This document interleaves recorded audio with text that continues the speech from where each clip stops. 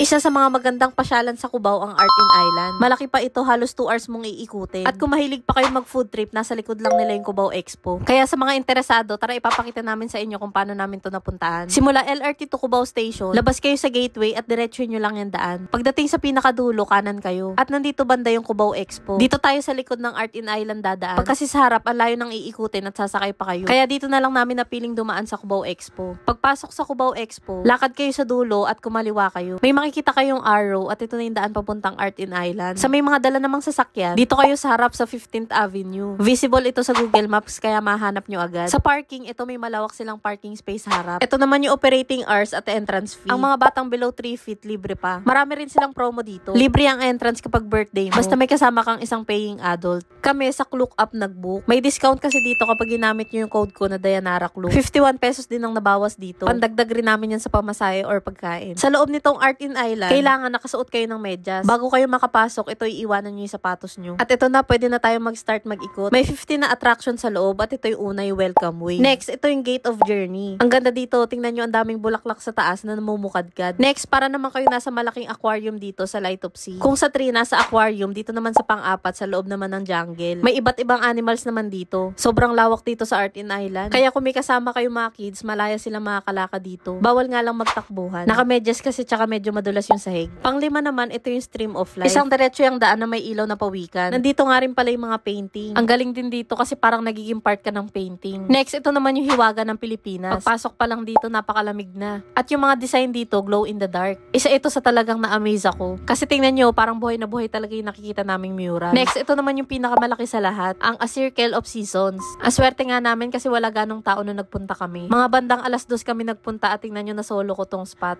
Napakaganda dito, hindi pa nakakahilo. Dito nga rin pala kayo pwede magpahinga kung napapagod na kayo mag-ikot-ikot. May mga bag dito na pwede nyong upuan or higaan saglit. Malaking tulong ang paglalagay nila ng ganito. Lalo na kung may mga kasama kayong senior. Siya nga pala guys, nandito pa lang tayo sa first floor. At ito, aakyat na tayo dito sa taas. Tanaw dito ang A Circle of Seasons. Dito nga yung best spot kung mag-video kayo. Ito pa ibang mga attraction. Ito ang Bridge Over Dreams. Pang-9, itong Secret of Light. Pang-10, itong Sleeping Forest na may mga naglalakihang bulaklak. Pang-11, itong Window of Tales na nandito si Santa. Pang-12 naman, itong Recollection. Nandito yung mga picture ng ilang bumisita simula 2014 hanggang 2022. Marami kaming picture ng artistang nakita dito. Pang-13, ito namang Record in Lights. At pang-14, itong The Stage. Ang ganda rin dito, makikita nyo iba't ibang seasons. At panghuli, itong This Is Not a Shadow. May souvenir shop din dito, malapit sa exit. At sa CR naman, huwag kayong mag-alala kasi bawat floor meron. Bago nga pala kayo lumabas, ito magbababay muna sa inyo si Mona Lisa. Nagsasalita yan pag lalabas na kayo. Kung nagutom naman kayo sa paglilibot, nandito sa exit yung Jongwon Restaurant. Korean restaurant ito at yung mga presyo ng pagkain, 300 plus pesos. Sa drinks naman nila, mura lang, 65 may mabibili ka na. Kami ni Maynard, nagkaayaan na lang sa Cubao Expo. Kaya ito kinuha na namin yung mga sapatos. Maraming mga kainan sa loob ng Cubao Expo at dito namin napili sa Best of Luck. Tinry namin dito yung sikat nilang peanut noodles. Masarap nga yung peanut noodles nila, pati na rin tong scallion na medyo maasim yung lasa. Yung siomay pa, malaki at malinamnam. Kung balak nyo nga rin pala itry dito, ito yung kanilang menu. At ito yung total ng binayaran namin, may service charge sila. Sobrang na-enjoy nga namin yung pagpasyal dito sa Cubao. At sa wakas, napuntahan na rin namin tong Art in Island, pati na rin yung Cubao Expo. Kaya kung dadayuhin nyo to, masasabi kong worth it puntahan.